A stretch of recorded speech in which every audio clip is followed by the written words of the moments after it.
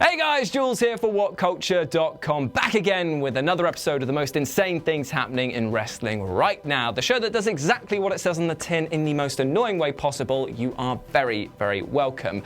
Now, the Royal Rumble has just happened, and as you might expect, there has been a myriad of weird moments going on. But before we begin with that, I just want to check in with you guys at home, do our little weekly checkup that is now building into a common theme of this show. I hope you are treating yourself as well as you possibly can.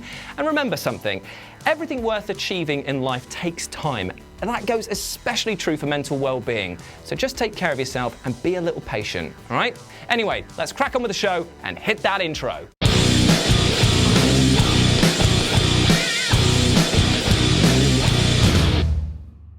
Now, the WWE Rumble matches are without a doubt some of the best, most silly and downright weird matches the company puts out. 30 entrants, young and old, going hardcore for 5 minutes and sitting down in the corner for 10 more. It's a rush of who's going to go next, the too close to call eliminations, the comedy spots.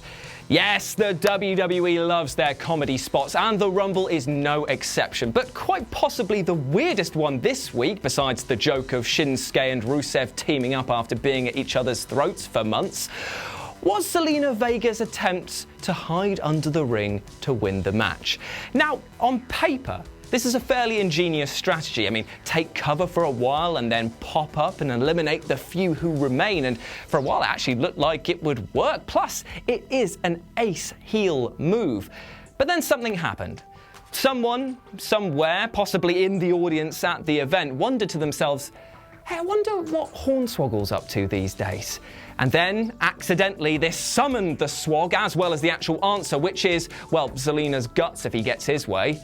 Yes, that's right, the tiny green machine emerged from under the ring and he chased Vega around the announce tables and then into the ring for her to get stumped and dumped by Rhea Ripley, and then just followed her to the back, and we all laughed until another thought crossed our minds. What the hell was he going to do to her if he actually caught her? And then the world got a little darker. I mean, Swoggle looked more horned up than Jim Ross on Twitter, so I doubt that he was going to go to the back and read her the Iliad. But don't think about it too much. Don't worry about the women, because remember, this was the same night that Nia Jax got absolutely pied by 3 finishers and was still in fit enough shape to ask for more on Twitter after the event. So in reality, it'd be likely that Vega and the rest of the female locker room would toe punt this little bastard for a field goal in another country. If he actually tried to slide into a pot of gold, that is. Chris Jericho will forever be one of the best wrestlers I ever had the pleasure of watching while growing up. I mean, who can forget his pineapple hair debut and the catalogue of excellent technical matches he put on across his career? But I'll also never forget the day that he decided to ditch the tights, put on Jeff Jarrett's spare underwear, and develop the deadliest dad bod known to man. He can still go, though. Even at 48, the man is wrecking house, and AEW scored a big signing with him. And he can also go off on Twitter, apparently, because he told Brock Lesnar to lose the guts, the dream is over, dude, during his match at the Rumble. Lose the guts? I mean, seriously, Chris, I know that you think your music is good, but you can't be that deluded, right? I mean, the sheer hypocrisy of Jericho commenting on a gut is laughable, as it is me critiquing both these wrestlers' physiques, right? I mean, still though, Chris, you've got to lay off the duff. Oh no, wait, sorry, you weren't drunk, or were you, according to your tweets there, but...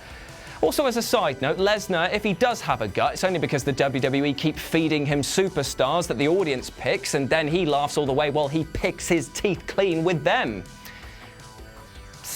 Zing.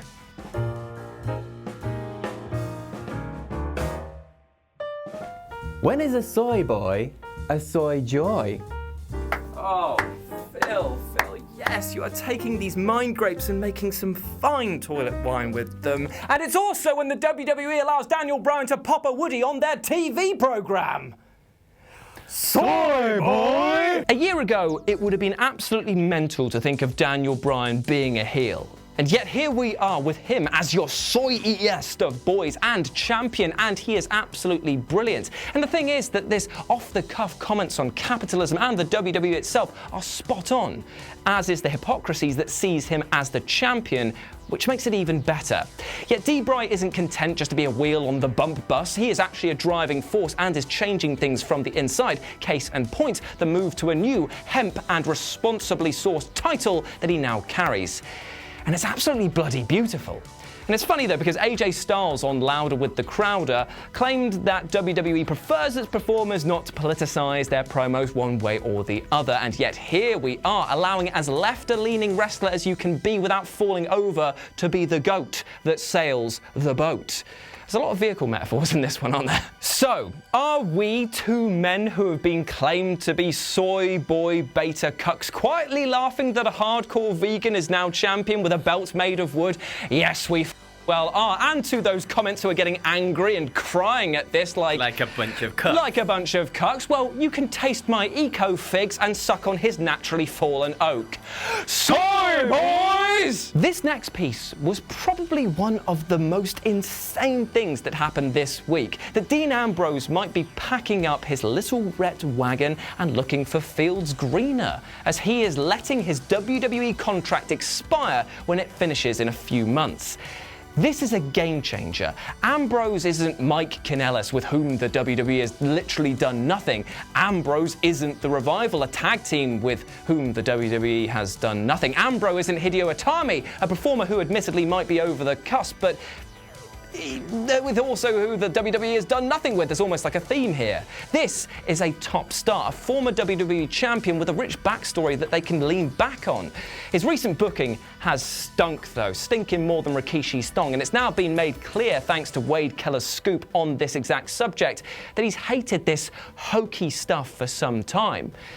It's therefore quite surprising that he put up with it for so long. Now, I get that the WWE is a good platform and a great place of exposure for talent, but some of his gimmicks have been as bad as Charlotte Flair's kendo stick line that she tried out. It's like, if it was applied to Dina, it would be, hey Seth, our friend Roman is in trouble, he's being attacked by leukemia.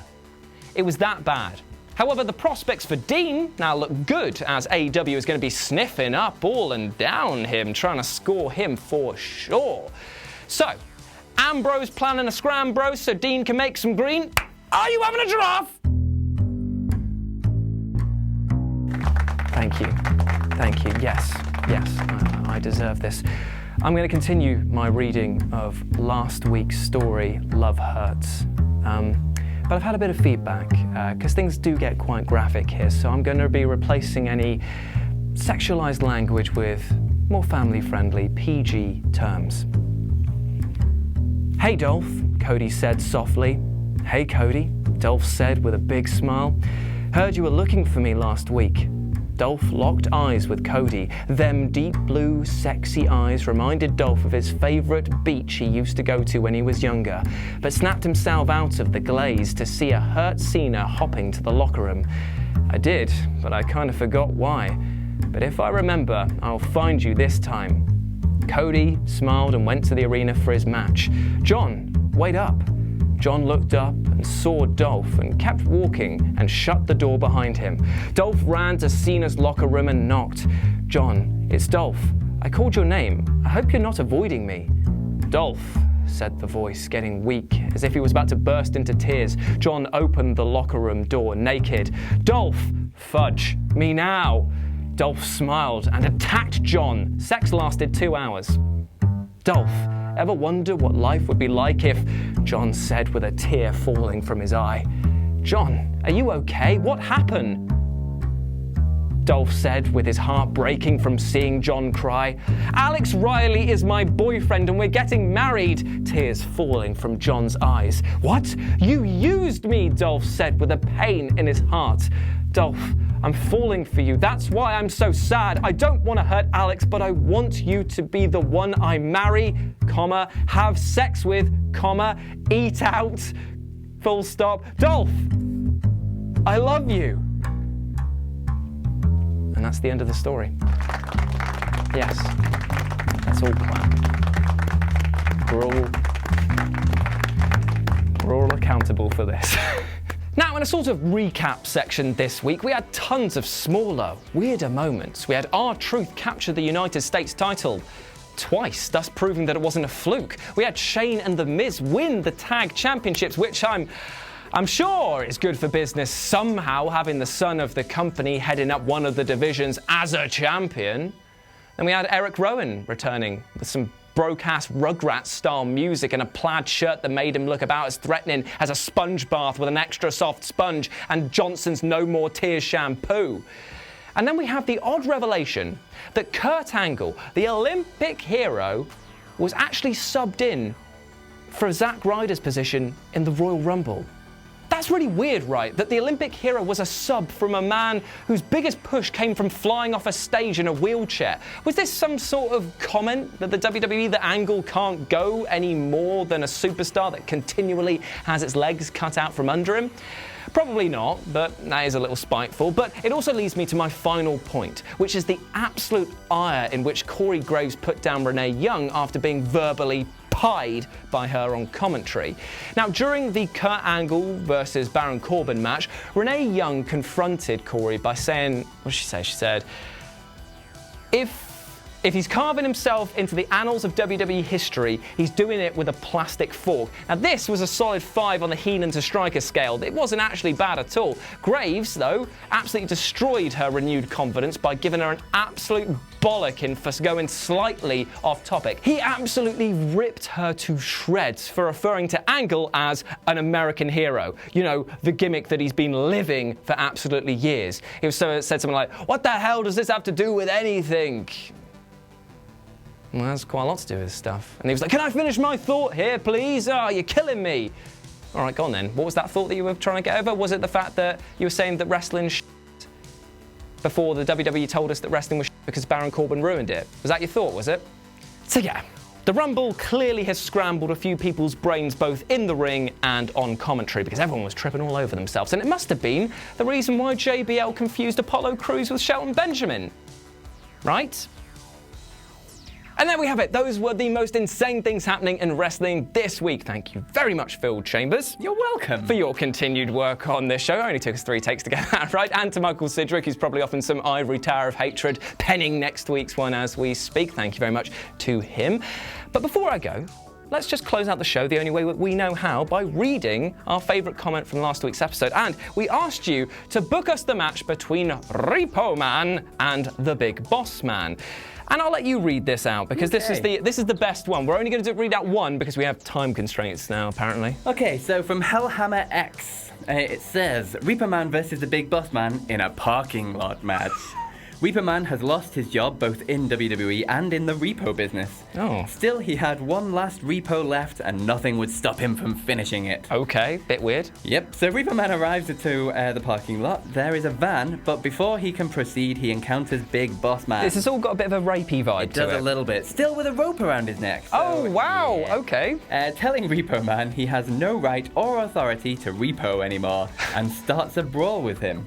Okay. Repo Man takes a lot of bumps against other cars and is about to surrender when suddenly, from inside the van, dun dun dun, Simon Miller comes out. Oh, that actually makes a lot of sense considering. With the music of Bret Hart. Wait, what? So are we calling Simon Miller Bret Hart now? Because I feel like that's his porn name, if anything. Yep. Okay. And proceeds to apply the ups and downs to Big Boss Man. Fair enough. Saves Repo Man, allowing him to repo for one last time and declaring him not only the winner of this parking lot match, plus the best gimmick ever.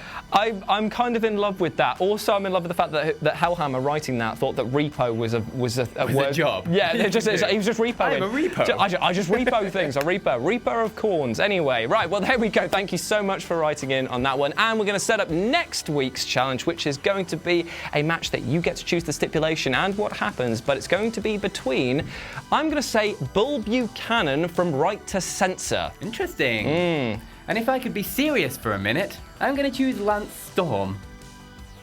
Oh, I get it. That's very funny. That's very funny indeed. Anyway, as always, I have been Jules. I have been Phil. You can follow me at RetroJ with a 0 over on Twitter. At PhilMyChambers, also on Twitter. And while you're being a nice person about it, why not go to shop.whatculture.com or check out the Teespring store that we got down below, because we're now transitioning over to that to save you money on delivery costs. Anyway, you've been awesome. We've been here.